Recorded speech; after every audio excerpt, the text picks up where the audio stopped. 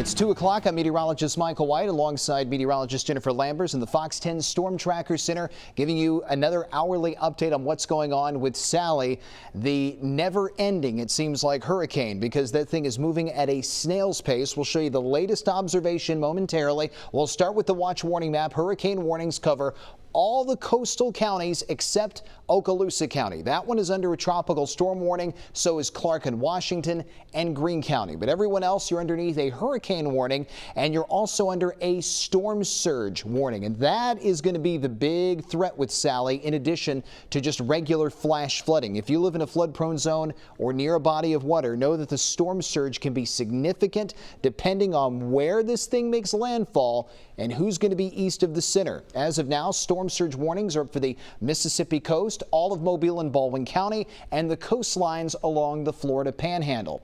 Let's jump into where the rain is. Most of the rain is all east of Interstate 65, and it's in the coastal regions closer to the center of Sally, and it's all moving from east to west because the rain is wrapping counterclockwise around the center. And you can see a good supply of rain in Baldwin County from Daphne down to Gulf Shores, Loxley down to Wolf Bay and Orange Beach. Mobile County, you're dry from about Theodore northward, but you go from Theodore to Biola Battery to Dauphin Island, and you've got a good supply of rain. Rain coverage will come and go. We'll see it gradually increasing as Sally gets closer. Sally is a Category 1 hurricane. It was a Category 2 earlier in the night, but it has weakened back to a Category 1 due to some harsh upper winds. It is moving to the west at 3, so it is still moving at a snail's pace. Maximum sustained winds have dropped from 100 to 90 miles per hour. It is expected to re-strengthen back to a Category 2 later today and tonight, and will make landfall on Wednesday with 100-mile-per-hour winds,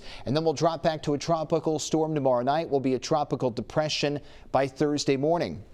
If this track holds up, not only do we have the flooding threat and the storm surge threat, we have to deal with a strong Category 2 hurricane moving right over the heart of our area, right over Mobile, with maximum sustained winds of 100 miles per hour. It would be making landfall around Biola Battery and would work its way to the northeast. And based on where that eye is projected to be, which is this blue line, everyone would get very significant impact, especially anyone east of the center. Baldwin County, Florida Panhandle, you would be dealing with significant storm surge and intense wind. And 7 o'clock in the morning tomorrow is when this thing would make landfall. It would move right over Biola Battery, Grand Bay, Dawes, downtown Mobile, and then hook its way to the north and east, putting everyone east of the center in jeopardy. But keep in mind that because the cone is so large, the eye may not necessarily hit here.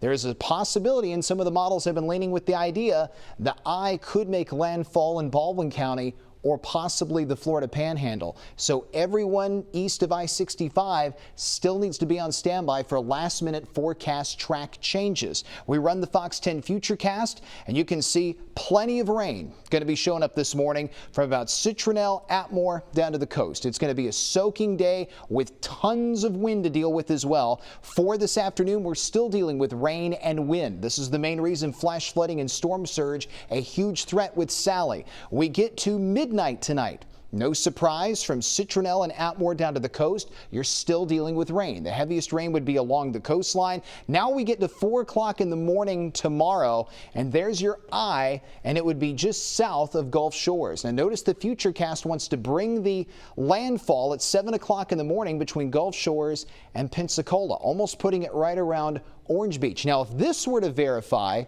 Mobile County, you would be spared from dealing with the hurricane force winds, and the storm surge threat for you would begin to decrease. And that would increase the storm surge threat for the Florida Panhandle and parts of Baldwin County. But this is just one model, but the Futurecast has been going with the idea all along of this thing veering off to the east, and the track has steadily been shifting in that general direction. Now, 11 o'clock in the morning tomorrow, Wednesday, midday, the eye would be right over Pensacola Naval Air Station. Then we go forward into 4 in the afternoon, and we see the system weaken greatly, and most of the rain starts to back off, and it will continue to back off overnight Wednesday and into your Thursday morning. We'll continue to update you on Sally. We'll have full reports on it during the Fox 10 Morning News starting at 4:30. I'll have another update coming up at 3 a.m.